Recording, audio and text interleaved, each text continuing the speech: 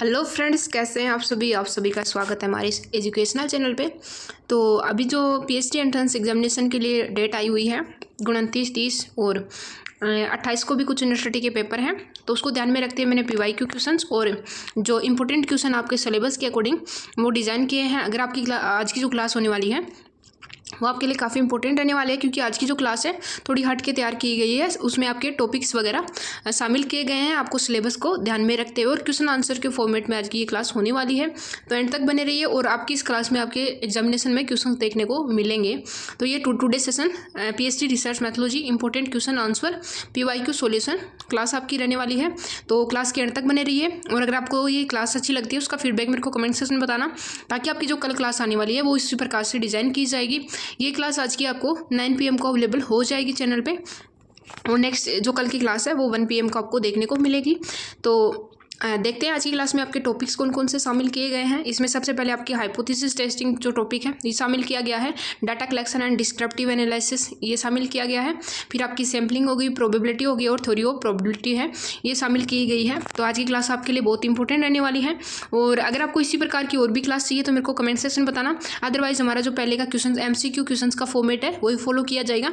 इसमें आपको main purpose यही है कि मैं थ्योरी भी साथ में लेके चलूँ। तो क्वेश्चन आंसर के फॉर्मेट में लाने का एक ही पर्पज़ है कि आपकी जो थ्योरी भी साथ में होती रहे, और जो क्वेश्चंस डिजाइन किए गए हैं ये आपके पीवाईक्यू जो क्वेश्चंस आए हैं उन्हीं को ध्यान में रखते हुए ये क्वेश्चंस आपके डिजाइन किए गए हैं।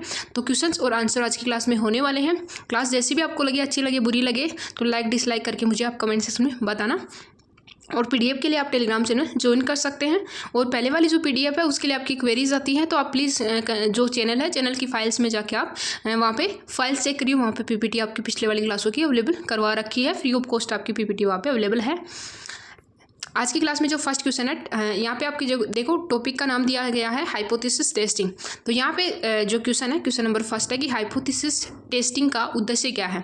आपका ऑब्जेक्ट पूछा है हाइपोथेसिस टेस्टिंग का। तो यहाँ पे देखो हाइपोथेसिस टेस्टिंग का उद्देश्य यह निर्धारित करना है कि एक नमूने के आंकड़े एक निश्चित हाइपोथेसिस का समर्थन करते हैं या फिर नहीं। तो यही आपका क्या है, मेन ऑब्जेक्टिव है हाइपोथेसिस टेस्टिंग का।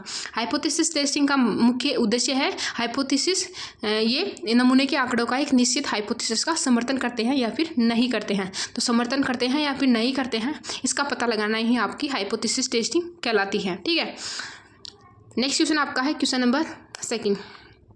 नेक्स्ट आपका है कि हाइपोथेसिस टेस्टिंग में नल हाइपोथेसिस जो है, नल हाइपोथेसिस और अल्टरनेटिव जो हाइपोथेसिस है ये क्या है। तो नल हाइपोथेसिस एक ऐसी हाइपोथेसिस है जो एक कहती है कि कोई प्रभाव या संबंध नहीं है। ठीक है, कोई प्रभाव या संबंध नहीं है, जबकि अल्टरनेटिव हाइपोथेसिस एक ऐसी हाइपोथेसिस है जो यह कहती है कि प्रभाव या संबंध है। नल हाइपोथेसिस में प्रभाव या संबंध के बारे में बात नहीं की जाती है, जबकि अल्टरनेटिव हाइपोथेसिस में प्रभाव या संबंध के बारे में बात की जाती है कि यहाँ पे प्रभाव या संबंध देखने को आपको मिलेगा। तो यहाँ पे ये हो गया सेकंड क्वेश्चन आपका।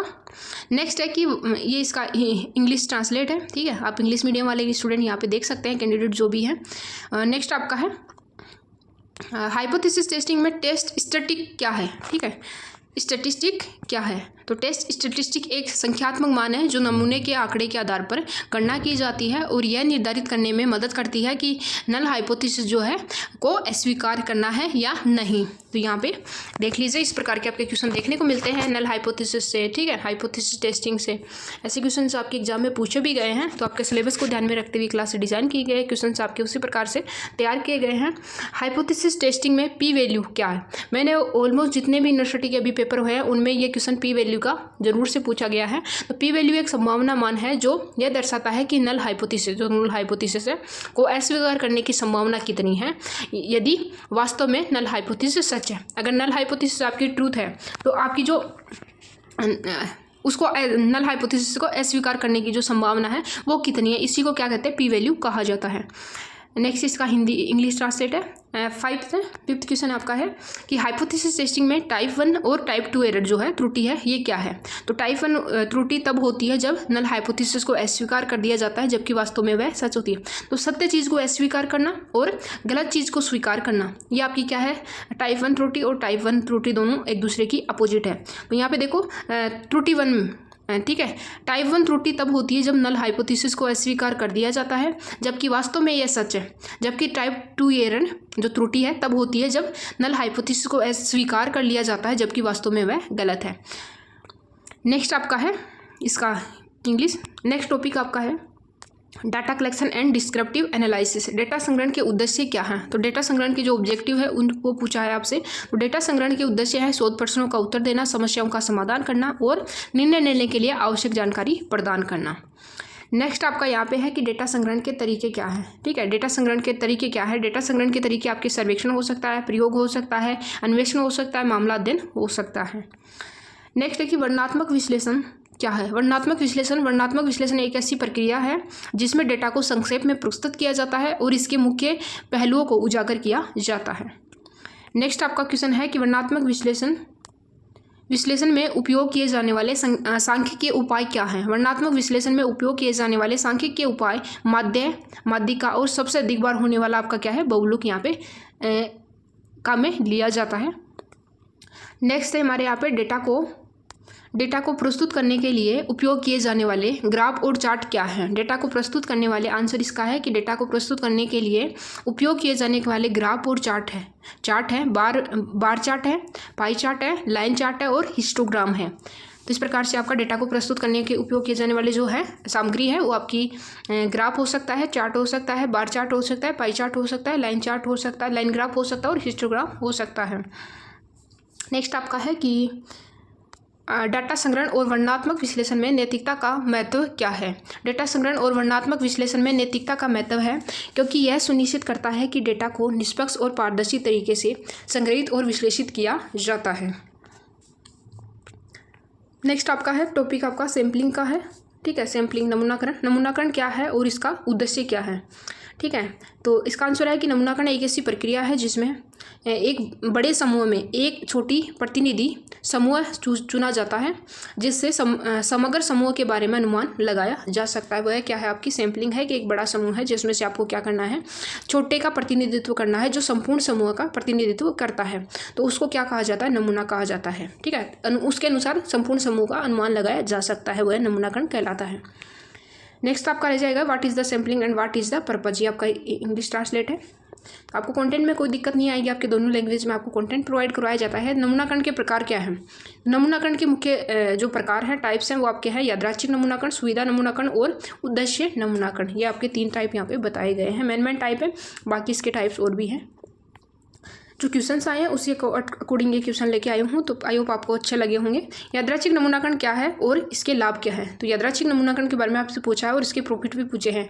तो कुछ क्वेश्चन आपके नमूनाकरण के जो इसके एक्सप्लेनेशन डिटेल्स पूछ लिया कि एक डेफिनेशन दे दी और पूछा है कि इसमें कौन सी जो नमूना है वो काम में लिया जाएगा, और एक है इसके जो लाभ है, लाभ के बारे में पूछ लिया। तो यहाँ पे यादृच्छिक नमूनाकरण एक ऐसी प्रक्रिया है जिसमें नमूने के सदस्यों का चयन यादृच्छिक रूप से किया जाता है। इसके लाभ हैं प्रतिनिधित्व, निष्पक्षता, सांख्यिकीय विश्लेषण की सुविधा। नेक्स्ट आपका है इसका 4th है कि what is the sampling error and what are the causes. तो यहाँ पे इसका आंसर दे रखा है नीचे। Sampling error is an error due to the size of the sampling and sampling process. The reasons are the size of the sampling is small, error is the small sampling process and not representing the sampling. Next आपका यहाँ पे रह जाएगा 5th number का नमूनाकरण के लिए नमूने का आकार कैसे निर्धारित किया जाता है। तो नमूनाकरण के लिए नमूना का आकार निर्धारित करने के लिए कई तरीके हैं, जिनमें से कुछ हैं नमूनाकरण की त्रुटि के आधार पर, नमूने की विविधता के आधार पर और नमूने के उद्देश्य के आधार पर। नेक्स्ट आपका है कि how to size of the sample determined of the numbers. Probability आपका नेक्स्ट टॉपिक है probability. What is the probability and what is the importance. इस प्रोबेबिलिटी क्या है और इसकी इम्पोर्टेंस क्या है। तो probability is a way to measure the probability of an event. It is important because it helps us to deal with uncertainty. Next आपका है कि संभावना के मूल सिद्धांत क्या है। संभावना के मूल सिद्धांत क्या है। तो संभावना के मूल सिद्धांत है कि संभावना का परिभाषा, संभावना के गुण और संभावना के नियम। नेक्स्ट आपका है यहाँ पे 4th नंबर, ये आपका 4th नंबर है, वो थोड़ा सा इसमें नंबर्स में एरर हो चुका है। तो स्वतंत्रता और स्थिरता क्या है और उनका महत्व क्या है। तो स्वतंत्रता और स्थिरता 2 महत्वपूर्ण अवधारणाएं हैं जो संभावना में उपयोग की जाती है। स्वतंत्रता का अर्थ है कि 2 या अधिक घटनाएं एक दूसरे से स्वतंत्र हैं, जबकि स्थिरता का अर्थ है कि एक घटना की संभावना दूसरी घटना की संभावना पर निर्भर नहीं करती है। ठीक है, नेक्स्ट आपका है यहाँ पे 4th नंबर पे कि बायर्नूली प्रयोग क्या है और इसका महत्व क्या है। तो यहाँ पे देखो कि बायर्नूली प्रयोग एक प्रकार का प्रयोग है जिसमें एक घटना की संभावना को मापने के लिए कई बार प्रयोग किया जाता है। इसका महत्व है क्योंकि यह हमें संभावना के नियमों को समझने में मदद करता है। नेक्स्ट आपका है प्रोबेबिलिटी का नेक्स्ट क्वेश्चन है, ये इसका इंग्लिश ट्रांसलेट है, इंग्लिश मीडियम वाले देख लीजिए। 5th क्वेश्चन है। 5th क्वेश्चन में पूछा गया है कि संभावना वितरण क्या है और इसके प्रकार क्या है। तो संभावना वितरण एक घटना की संभावना को मापने का एक तरीका है। इसके प्रकार है द्विपद वितरण, पॉइसन वितरण और सामान्य वितरण। नेक्स्ट आपका टॉपिक है थ्योरी ऑफ प्रोबेबिलिटी। ठीक है, संभावना के जो सिद्धांत है उनसे रिलेटेड जो क्वेश्चन है। संभावना के सिद्धांत का आधार क्या है। तो यहाँ पे बेस पूछ लिया संभावना के सिद्धांत के आधार क्या है। तो यहाँ पे संभावना के सिद्धांत का आधार यह है कि एक घटना की संभावना 0 से 1 के बीच होती है, जहाँ 0 का अर्थ है कि घटना असंभव है और 1 का अर्थ है कि घटना निश्चित है। 0 का मतलब असंभव और 1 का मतलब निश्चित है। ठीक है, तो ये आपका हो गया यहाँ पे। नेक्स्ट आपका है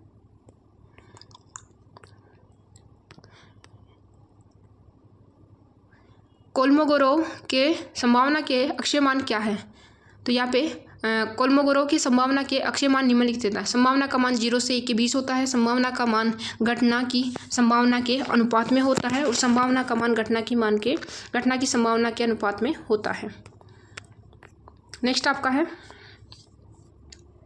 4th नंबर यहाँ पे देखिए आप, what are the use of Bernoulli. तो यहाँ पे पहले भी आया था इसका क्वेश्चन, तो ये देख लेना आपकी क्या है। संभावना वितरण क्या है। संभावना वितरण एक घटना की संभावना को मापने का एक तरीका है। इसके प्रकार है द्विपद वितरण, पॉइसन वितरण और सामान्य वितरण। तो इस प्रकार की आज की क्लास को करते हैं हम समाप्त। अगर ये क्लास आपको अच्छी लगती है तो इसी प्रकार की क्लास लाई जाएगी। बाकी आपके MCQ की क्लास आपकी देखने को आपको मिल जाएगी। इस क्लास का फीडबैक मेरे को कमेंट सेक्शन में बताना। और तो चलते हैं, मिलेंगे नेक्स्ट क्लास में। Have a nice day, bye bye, take care.